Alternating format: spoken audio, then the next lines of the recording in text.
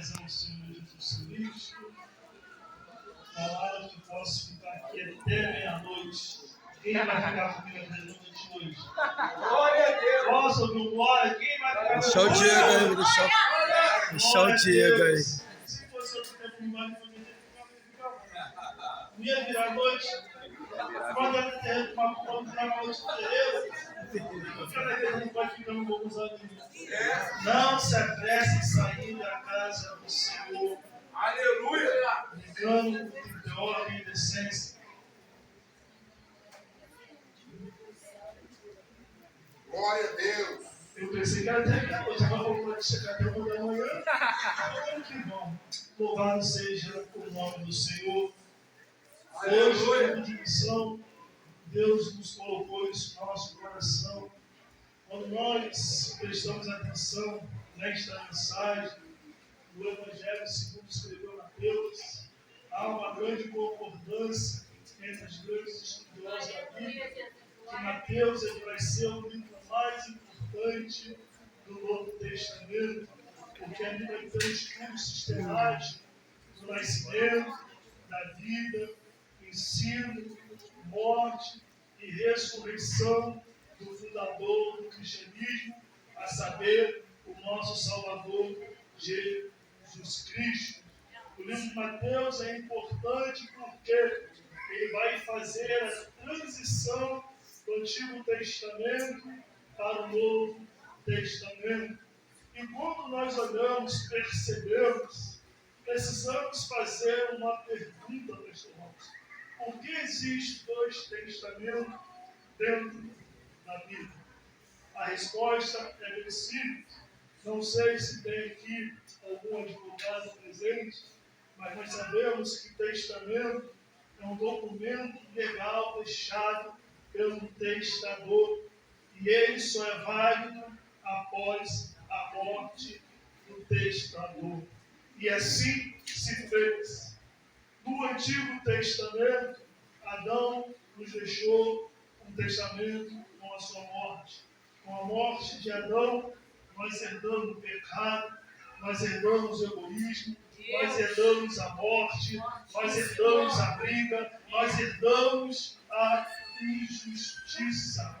Mas o homem segundo, o segundo Adão, através da morte dele, ele nos deixou mais um testamento. Agora não herdamos a morte, agora nós herdamos a vida eterna através de Cristo Jesus. Através da morte de Cristo, nós temos o direito de tudo aquilo que foi perdido no Antigo Testamento. Louvado seja o nome do Senhor. O Antigo Testamento ele tem a sua importância, mas ele não serve como base doutrinária para doutrinar a igreja. A igreja ela é fundamentada pelos ensinos dos apóstolos que receberam através de Cristo Jesus. Tem coisa que está na Bíblia que é bíblico, mas não é cristão. Exemplo, estou vendo aqui nesta noite bastante mulheres. As mulheres do Antigo Testamento, quando estavam naquele período de 7 dias, acabava, ela tinha que ir no templo se purificar, levar uma pombinha para visitar o sacerdote. Qual é a mulher que hoje em dia faz isso? Nenhuma. Qual de nós aqui dentro dessa noite, se receber uma oferta para ganhar 100 dias de sábado, quem vai? Eu vou, mas o judeu não vai, ele pode ter R$1.000, 1 milhão, que ele não vai. Quem no churrasco aqui deixa de comer carne de porco?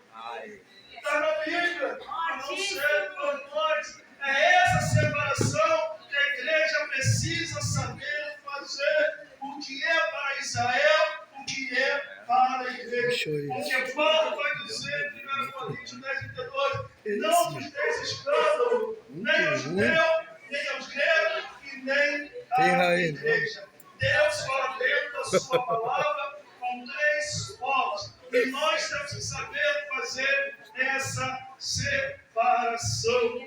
E quando se fecha a cortina do Antigo Testamento, Israel ele vai estar sob o domínio do Império Negro Persa.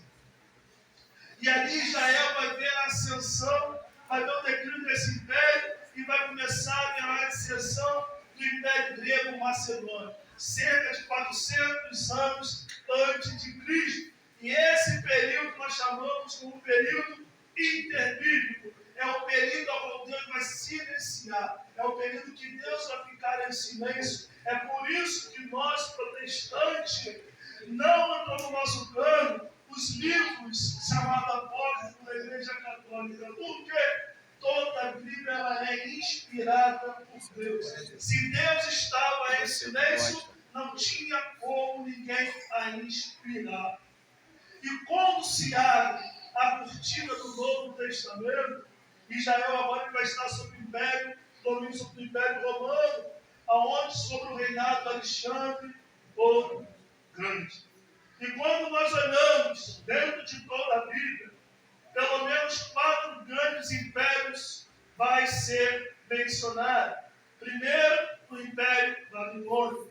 Depois, o Império Medo-Persa. Depois, o Império Grego-Macedônio. Depois, o Império Romano. Mas olha o que Daniel vai dizer em Daniel 2,44. E no dia desse rei, o Deus do céu levantará um reino que jamais será destruído, e nenhum homem terá domínio sobre ele, porque este reino é eterno. Passou todos os reinos, mas o reino de Deus não será destruído. Louvado seja o nome do Senhor Jesus Cristo. E é nesse propósito que Mateus vai escrever o seu livro. E qual é o propósito do livro de Mateus? É apresentar Cristo como Rei prometido do Antigo Testamento. Mas só que Israel esperava não um guia espiritual. Israel esperava um líder político que ia libertar o povo da opressão do Império Romano. E eles não entenderam o propósito. Estão esperando o Messias até hoje. Para eles que estão esperando. Mas para nós ele já veio, já nos lavou, já nos serviu e já nos justificou. Esse é o propósito do livro. Deus que tem isso em mente. Israel esperava um líder político e não um maldito. O pastor está dizendo que Jesus Cristo é maldito? Não. Mas Gálatas 3,13 vai dizer que ele se fez maldito. Maldito por aquele que foi pendurado no madeiro. Jesus se fez maldição por nós. Jesus morreu por nós. Aquela coroa de espinho não era para ele. Aqueles pregos na mão não era para ele. Era para quem aqui então? Era para mim, meu irmão. Era para você. Era para todos nós. Glória. E quem matou Jesus? Essa é a pergunta. Quem matou Jesus? Tu está pensando que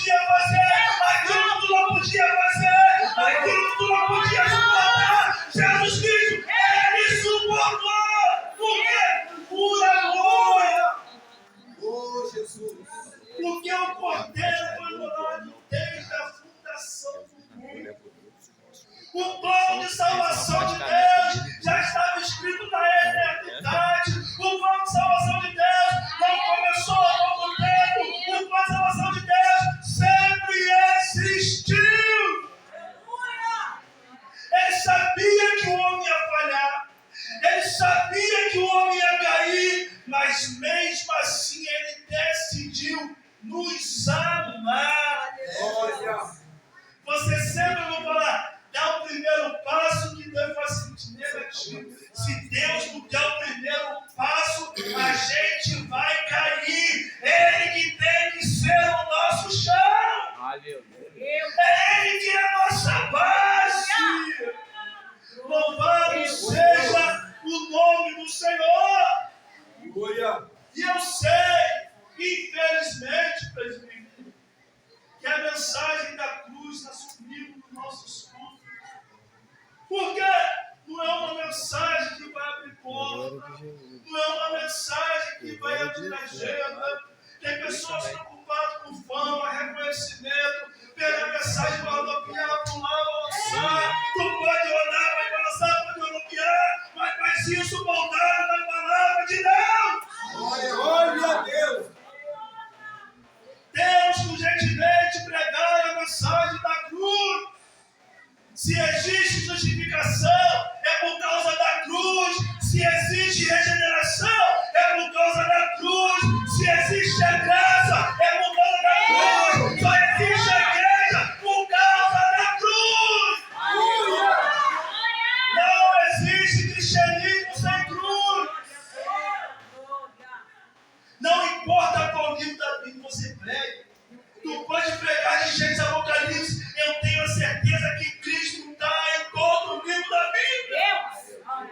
Cristo ele é a chave hermenêutica de toda a Bíblia. Vai pegar Jó, fala de Cristo. Vai pegar Reis, fala de Cristo. Não importa qual mensagem, termine sempre falando de Cristo, porque Ele é o centro da nossa pregação. É isso que nós temos que pregar. E é nesse contexto que se inicia no capítulo 28 de Mateus. Glória. Vai vir falando da ressurreição. Em Mateus ele vai usar duas mulheres. E essas mulheres, Marta e Maria, têm um significativo muito importante, porque elas já tinham presenciado a morte, a crucificação, e agora elas vão presenciar a ressurreição de Cristo. Mateus ele vai usar o testemunho dessas mulheres para refutar o pensamento anticristão que foi os presos que roubaram o corpo do nosso Senhor. Não devemos jamais subestimar a importância da ressurreição. O mundo até acredita que ele morreu, mas não acredita que ele ressuscitou. Eles acreditam que Cristo morreu, que foi somente um homem comum, foi um monário, foi um grande homem, foi um grande profeta, mas não acredita na ressurreição de Cristo. E por que Jesus incomoda tanto?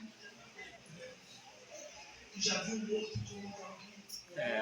Morto não incomoda ninguém. Jesus Cristo incomoda tanto porque Ele vive e reina para todos sempre. O mesmo Jesus que estava lá naquele sepulcro lá no meu, Ele não está aqui.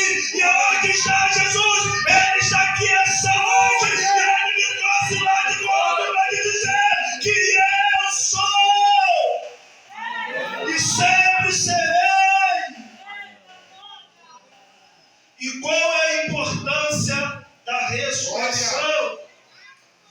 É provar que Jesus é o Filho de Deus. Comprovar a verdade das Escrituras. Confirmar a nossa ressurreição futura.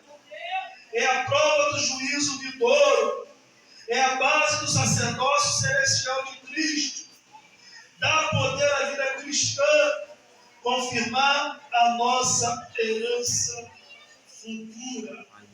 A ressurreição de Cristo, ela vai tipificar explicar o papel da igreja no reino milenar. Jesus, quando ele após a ressurreição, ele comeu entre nós, comeu. Ele viveu entre nós, mas já num corpo glorificado. E assim seremos nós no reino de Cristo. Aleluia. Um corpo glorificado. Aleluia. Não vai ter mais sensível ao pecado. Aleluia. Não vão mais nos contaminar. Não só o nosso corpo será glorificado, mas como a nossa mente também será renovada. Aleluia. Tudo aquilo que de ruim que tu podia pensar, você não vai pensar mais.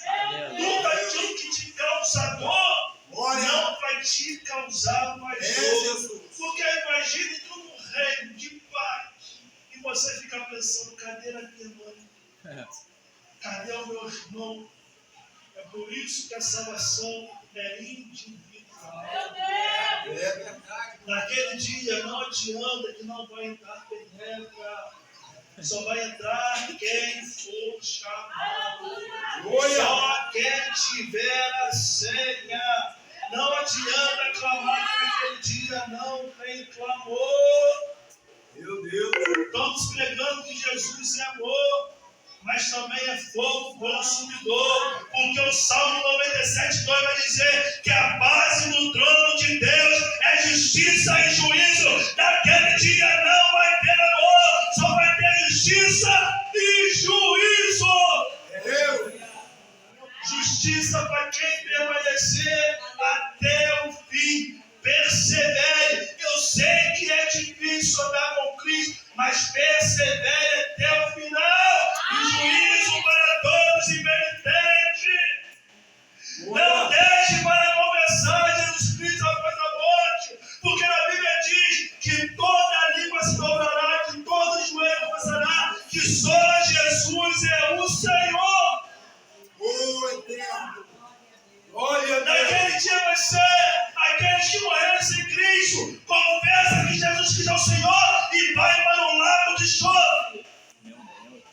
Então o tempo de confessar é hoje, o tempo de confessar é agora. Ele está aqui. Aleluia.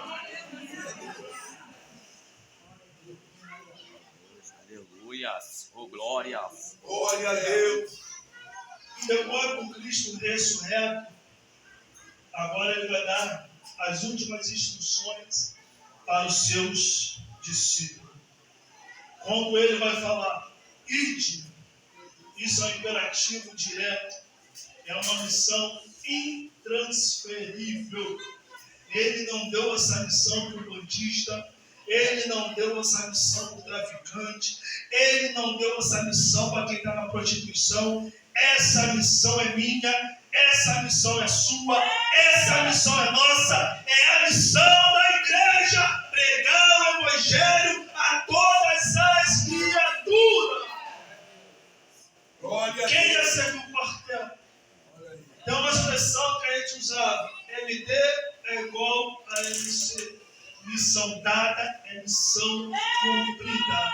A missão que Cristo te deu, tu tem cumprido ela. Oh, eterno. A missão que Cristo deu para a igreja, tu tem cumprido ela. É, Pai. Mas precisamos primeiramente entender o que é igreja. Igreja vem do grego eclésia, eclesia, os chamados para fora. Ainda que seja o papel da igreja pregar todo o evangelho, mas o primeiro papel não é você ir, o primeiro papel é você ser. Por quê? Até o terceiro século não se existia templo. Então as igrejas se reuniam dentro da sua casa. Era um convite para você sair da sua casa e ir para a igreja adorar. Agora vocês têm um lugar. Agora vocês têm um tempo para vocês se reunirem e adorar a Deus. Antes de você ir, primeiro você tem que ser. Aleluia. Glória a Deus. Quando nós olharmos e vemos a missão da igreja. Primeiro nós somos, depois nós fazemos. Primeiro Ele nos enche, depois nos envia. O Espírito impacta a igreja e a igreja impacta o mundo. Mas não é com jogo de luz, não é com show gospel, não é com balada gospel, é com o poder da palavra de Deus. Se a palavra não for suficiente, nós estamos pregando o evangelho errado. A Assembleia de Deus não precisa ser pintada de preta. A Assembleia de Deus não precisa de luz. A Assembleia de Deus precisa voltar ao ritmo, pregar a palavra de Deus. Não é só manter a tradição do terno, não é só manter a tradição do nosso braço, é pregar a palavra de Deus. Se ela não for suficiente. João Batista, ele não pregava nos grandes congressos, ele não pregava nos gideões, ele não pregava nas Lavec. Se fosse no nosso dia de hoje, João Batista estava dentro do parapeito pregando a palavra de Deus. E aonde tem palavra, o povo prega. Meu Deus!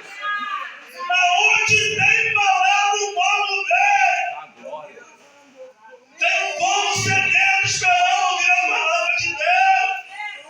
Aleluia! Ninguém quer ouvir história da carochinha. Eles querem ouvir que Jesus cura, salva e liberta. Arrependei-vos, que é chegado o reino dos céus. Essa é a nossa mensagem.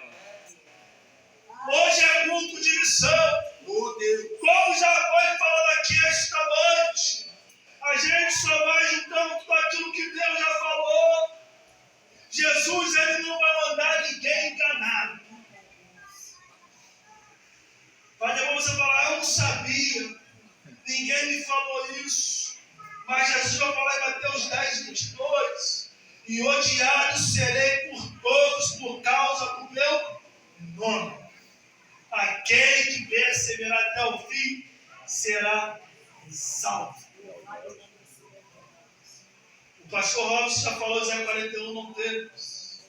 Mas quando nós olhamos para Mateus 10, 28, ele vai dizer: não temais aquele que pode matar o corpo, temais aquele que pode matar o corpo e jogar a alma no inferno. Satanás tocou no Jó, mas não podia tocar na alma dele. E às vezes nós se acovardamos, às vezes nós tememos porque somos seres humanos, mas o nosso medo não pode ser maior da confiança que nós temos em Cristo. Meu Deus! Ultimamente nós temos vivido um cenário tenebroso. Entra anos, sai anos sem falando de política. Se presidente tal entrar, vai parar a igreja, vai perseguir a igreja. A igreja nasceu na prova, a igreja vive na prova, a igreja vai subir na prova. Se nós olharmos outra oração, ele é só lá na igreja, não conseguiu parar a igreja. Um psicopata de Neurônio não conseguiu parar a igreja. Nero que está com fogo quase toda hora, não conseguiu parar a igreja. Tu acha que o maluco, o bêbado, vai parar a igreja? Ninguém para a igreja de Deus. O único que pode parar a igreja é o próprio Deus. Só ele que pode parar a igreja. Atos 16, Paulo vai colocar no teu coração de evangelizar toda a Ásia. Mas quando ele tenta entrar, ele vai sofrer o impedimento. Não foi Satanás que vai impedir. Não foi perseguição dos judeus. Não foi perseguição dos homens. Foi o próprio Espírito Santo. Você não vai passar. A obra de Deus, ela tem que ter direção. Não é do meu jeito, não é do teu jeito, não é do jeito que você quer. Ah, vou para o hospital evangelizar e pegar para o cantinho. Deus quer te usar lá? Eu vou para o cemitério. Deus está mandando tu ir para o cemitério. Ah, eu vou para o monte. Você pediu direção do pastor, subiu o monte. Não é de qualquer jeito. Fazer a obra sem direção, você presta um desserviço para o evangelho. A obra é guiada pelo dono da igreja. A igreja não é minha. A igreja não é do pastor Robson. Se nós olharmos no Antigo Testamento, você não vai ver essa palavra igreja em lugar nenhum. Lá vai ter congregação, tenda, mas a palavra igreja não tem lugar nenhum no Antigo Testamento. Você não vai ver a palavra igreja no Evangelho de Lucas. Você não vai ver a palavra igreja no Evangelho de Marcos. Você não vai ver a palavra igreja no Evangelho de João. Você vai ver a palavra igreja, a primeira tira missionária em toda a Bíblia, no Evangelho de Mateus, capítulo 17, 18, aonde vai estar o seu discípulo, o que dizem que eu sou. Meu Deus! Uns dizem que tu é um dos profetas, uns dizem que tu é Jeremias, um fala que tu é Elias. Mas Pedro, cheio do Espírito Santo, vai dizer: eu bem sei que tu és o Cristo, o Filho de Deus. Bem-aventurado é tu, Simão Barjona, que não foi nem a carne nem o sangue que te revelou, mas foi meu Pai que está no céu. E te digo que sobre essa pedra tu vai edificar a minha igreja, e a porta do inferno não vai prevalecer contra ela. Podem fazer macumba, podem fazer feitiço, pode se levantar serpilina, pode se levantar malandro, mas Cristo é o dono da igreja. Não temas. Glória a Deus. Não tema o homem. Nós temos um que cuida de mim, cuida de você. Porque o salmista vai dizer: muitos serão as aflições do justo, mas o Senhor livrará de todas elas. Sabe por quê? É porque tem muita gente entrando no Evangelho por emoção. Estão entrando emocionados por onde estão ouvindo, mas quando a emoção acaba, se desvia.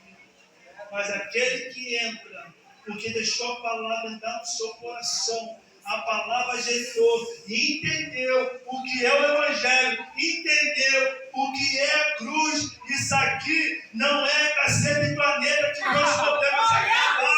Isso aqui é Evangelho. Aqui você vai ter luta, aqui tu vai sofrer perseguição. Aqui é uma promessa para mim sobre tua vida, que Ele vai julgar todas nossas lágrimas.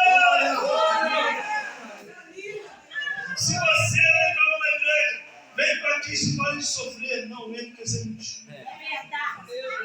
É por sofrimento. Quanto mais tu se bota na posição, quanto mais tu se bota no querer de Deus, aí que vem a luta. Aí que vem as provas. Meu Deus, me ajuda. Deus, Ele não vai te dar nada que você não possa suportar.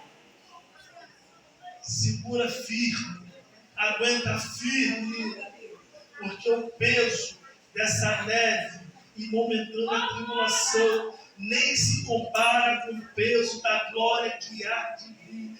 Tem algo reservado para mim e para você. Eu creio nisso. Mas agora, qual é a importância da igreja? Qual é a relevância da igreja no meio da sociedade como nós vivemos? Hoje nós estamos vivendo numa comunidade. Pessoas não querem vir pregar. Pessoas falam com medo, é perigoso. Mas outra hora estava dentro de um baile funk, digo comigo, ninguém saía do baile. Ninguém saía do baile. Eu tenho certeza, se entrar um policial ali, vai haver troca de tiro. Bandido vê o polícia, não respeita, vai ter troca de tiro. Mas quando ele vê verdadeiramente um homem de Deus, ele vai largar o fuzil, vai largar a maconha, vai largar a cocaína e vai pedir oração. O nosso papel aqui esta noite é pregar a palavra de Deus. Tem salvação para todo mundo.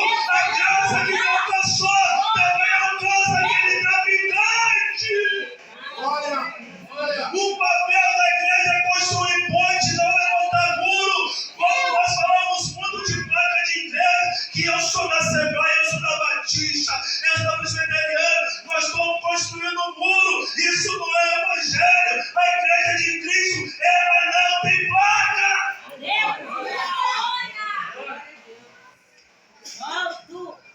E nós estamos construindo ponte, ou estamos construindo muro. A igreja é a ponte para levar quem está perdido. Ele tem que estar com Cristo. É pregar o evangelho, se arrependa, meu irmão. Tem graça para você, tem livramento para você. Eu nunca cheguei a presenciar, mas há relato, testemunho, que o homem colocou ponto final na vida de alguém. Hoje tu vai morrer, hoje tu está amarrado, mas está levando aquela emoção do coque. Hoje não tem morte, solta o menino, porque Deus trouxe aqui para dizer que há vida. Essa é a nossa missão. Não é ficar gritando. Não é ficar vendo quem prega melhor. Ah, se eu estou ali, eu cantava melhor. Ah, se eu estou ali, eu tocava melhor. Meu irmão, minha irmã, enquanto o teu momento não chega, saiba aplaudir o teu irmão. Tem pessoas aqui melhor, mas capacitando o que eu estou pregando, marcando aqui essa noite para pregar. Olha o que Tiago vai dizer 4:1. De onde vem a guerra entre vós? Meu Deus. Tiago não está falando da guerra de polícia de traficantes, não está falando de guerra de milícia, ele está falando de guerra dentro da igreja. Isso aqui não é um campo de batalha. Isso aqui não é para você sentir inveja do teu irmão. A igreja estava naquela igreja de Corinto. Eu sou de Paulo, eu sou de Apolo. Mas quem é Paulo? Quem é Apolo? Enquanto um plano, o outro rega, e quem dá o crescimento é Deus. Os grupos não é para dividir, os grupos não é para separar, os grupos é para se unir e edificar o corpo da igreja. Aleluia! Tem espaço para todo mundo dentro da igreja. Pastor não sei pregar, mas sabe cantar. Pastor não sei cantar, mas sabe tocar. Pastor não sei tocar, vai criar a portaria. Ele vai para a portaria, para falar uma punheta na igreja. Fala uma glória para Jesus, quem não quer. Aleluia! Tem trabalho para todo mundo. O bom, suave é desenvolve união. Paulo escreveu a Colossenses 3:13. Ele vai dizer: suportai-vos uns aos outros. Só que aquele suporte, presbítero, aquele suporte, eu suporto ela porque é minha sogra. Eu só suporto porque é meu sogro. Eu só suporto porque é o pastor. Infelizmente, tem gente dentro da igreja com esse tipo de pensamento. Olha o que o Paulo está falando. Ajudai-nos. Aleluia! Fortíssimo. Só que às vezes ninguém quer serviço de suporte. Porque muitas das vezes o suporte não aparece. Muitas pessoas querem pregar para aparecer. Querem cantar para aparecer. Mas tu lembra? Segundo o livro dos Reis, a história de Naamã. Lembra? Quando Naamã vai chegar na casa de Eliseu não vai nem atender ele. Manda ele lá no Rio Jordão mergulhar 7 vezes. Naamã vai se indignar. Lembra quando Jonas entra na cidade de Nínive? O rei só vai ouvir a voz dele. João Batista vai dizer que é necessário que eu diminua e ele cresça, porque o que tem que aparecer não é um pregador.